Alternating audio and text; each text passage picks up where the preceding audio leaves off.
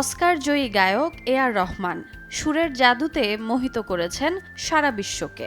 কিন্তু গত বছরের শেষ দিকে বিরহের সুর শোনা যায় তার দাম্পত্য জীবনে। এ.আর রহমান এবং তার স্ত্রী সায়রা বানু বিচ্ছেদের খবরে ব্যথিত হয়েছিল ভক্তকুল। তবে স্ত্রীর অসুস্থতায় এ.আর রহমান রাখলেন অনন্য দৃষ্টান্ত। সায়রা বানু সম্প্রতি অসুস্থ হলে তাকে হাসপাতালে ভর্তি করা হয়েছে অস্ত্রোপচারও। সায়রার আইন বিষয়ক পরামর্শদাতা বন্দনা শাহ জানান, সায়রার সাবেক স্বামী এ.আর রহমান দেখতে এসেছিলেন। কঠিন সময়ে পাশে থাকার জন্য কৃতজ্ঞতাও জানান সায়রা।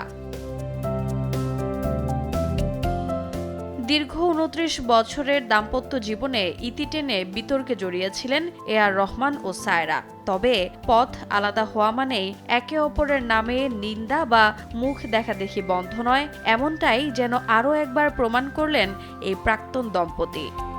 40% বেশি গ্লো, বিশ্বের 1 নম্বর গ্লো ক্রিম, নতুন গ্লো এন্ড লাভলি।